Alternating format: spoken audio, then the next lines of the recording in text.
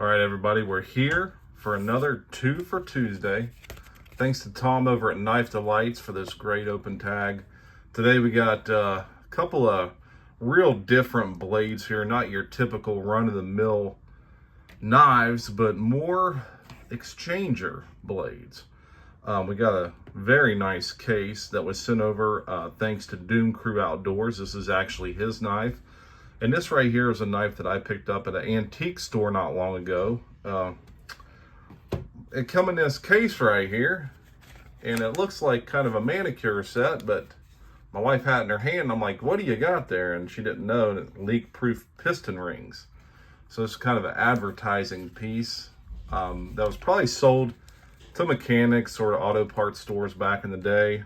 And just kind of a little, I don't want to say gimmick, but you know, how much hard work are you really going to get done with this stuff right here compared to this thing right here? Now, did a little research on this. What I can find, if we look, that has the kind of the lightning bolt S, but it doesn't have the normal 80s model stampage. So I looked this up, and there's one just like this from 1999. So I believe this is a 1999 knife.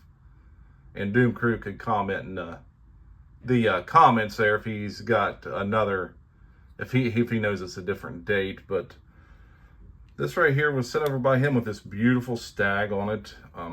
Great sheath. Now, these exchanger blade sheaths, you know, you got case on the front, you got the nice belt loop there in the back, and you got on the button here, what does it say?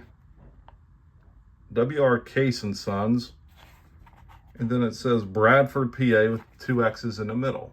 So that's attention to detail right there. You got the Case XX stamped in right there. But if we look inside the sheath, you got your exchanger blades in there. And you got a pocket for each one so they're not rubbing on each other. And then it also has the verbiage of what they are. You know, you got drop point, saw, then this one here, utility.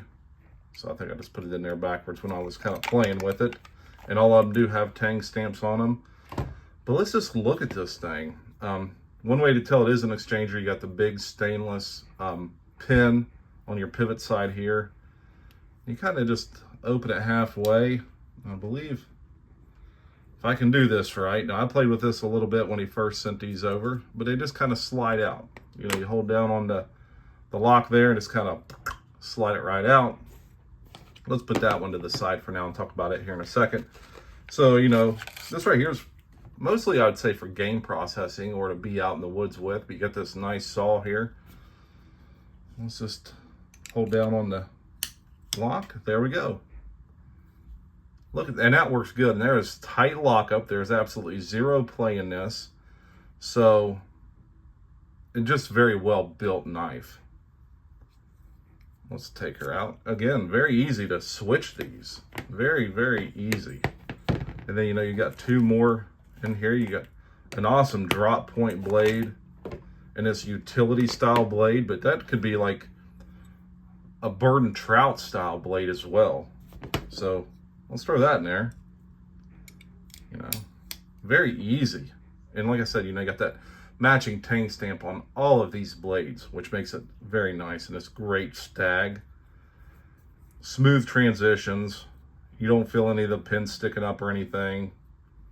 Man, just a great blade. And if I know Doom Crew, he probably got that thing for a really sweet price, because he always does. But kind of look at that. Look at how that just all kind of lays out there. Just a great knife. So again, I believe it's a 99 model exchanger. Like I said, Doom Crew can comment in here if he knows anything different, but I found one just like this with the box and everything on the old interwebs, and had a 99 model stamp on it, or a 99 on the box. So yeah, and I love anything that comes with like a drop point like this. You guys know I'm a big drop point fan. Oh, I'm hitting the camera and everything, guys. So I am a big drop point fan because I got some 112s with the old drop point inner. But look at that. And I love that it's got it stamped in there too. I mean, it's just not etched. I mean, it is stamped in there. And then they all just kind of go right back into their individual sleeves. What we'll do is we'll put the two blades in the back, put the saw up front, and then close this awesome stag piece. You know, you can imagine what these sell for these days. And again, the finish on this, look at that. No gappage on your back spring at all. Man, just a phenomenal blade. Just thank you very much, Doom Crew, for sending that over. I'll tag him in this as well. But you know, if you are wearing that, I mean, you're gonna be ready to go hunting right there. Now this one right here, let's talk about this smaller one. This is an Imperial. Now this looks to have never been used. My wife picked this up. Again, we thought it was a manicure set. She opened it up. I seen this knife in there. I was like, whoa, whoa, whoa, don't put that back. So I opened it up, and it, you know, it is missing a little bit of that stuff right there. This stuff just flakes right off of there. It's so old. But if we look at the tang stamp on this, that is I believe it's a 46. Let me pull it up here. Yeah, it's a 46 through 56 tang stamp on this thing. Cigar style. And you look where that stuff is shrank and kind of came away from the your bolsters here, and that just kind of flakes off very easily. But again, this isn't like a hardcore set. You got it, you know, your flat tip screwdriver. We have a file. We got like a can opener, top lifter type deal. A smaller flat screwdriver. I'd say that may even be a small pry. And then, you know, you got your pick. And then this case is, the best thing about the case, you know, leak-proof piston rings. And I did look that up. That is a auto parts manufacturer back in the day. So again, this was probably sold to mechanics or in parts stores. But this one's different than the other one. The main blade does not come out. So what these do, these tools fit on the opposite end. So let me see if I can get her in there. There we go. So they just kind of fit in this opposite end here, and they're ready to use. You can even open that up. Again, let's see how we get her in there. That way you can have your blade and your tool both open, closed, however you want to use it. That way you're not having to continually take that off of there and switch to the blade or whatever you're doing. Again, I think I paid $10 for this set. Got your file. And this stuff looks to never been used. That's just, you know, carbon buildup. I put a little oil on it to keep it from rusting. But just a good little tool. We'll look at the edge of this thing too. Again, I did put some oil on it because it's got a little pepper spot out here on the end. But again, I don't think this was ever used for anything. I think whoever bought this, maybe their boss gave it to them, or maybe they got it for an award at work. I just don't know. And they just got it and probably put it up. Just great little blade. Tell me I didn't, you know, $10 for this, all these tools. I'll never use it, but it's good for a collection. And I did look at them on eBay, and they sell for around, I don't know, like 50 bucks, I believe. And then all your tools just kind of, they're right in these little slots. Let's put that one down here. You know, tight still too. Put the two screwdrivers up top with your blade. Again, those are tight, which that's what you want.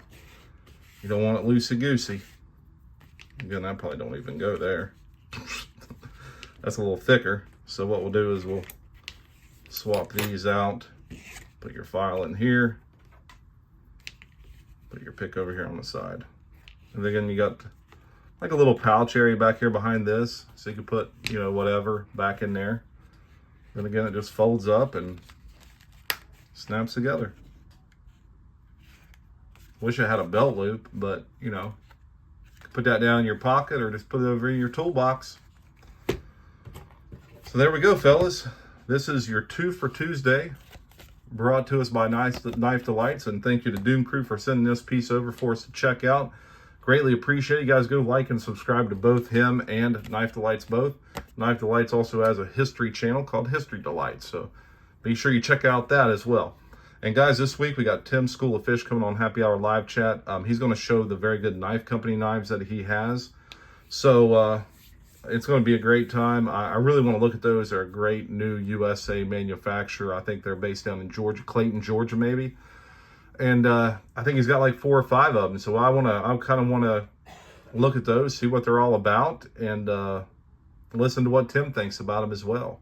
So I know Georgia Adventures picked up a few of them, and hear nothing but good things about them. And that's what we want to hear out of these new USA knife manufacturers. All right, guys. Time for me to get off here. It's been over 10 minutes, so you guys stay sharp and stay strong out there.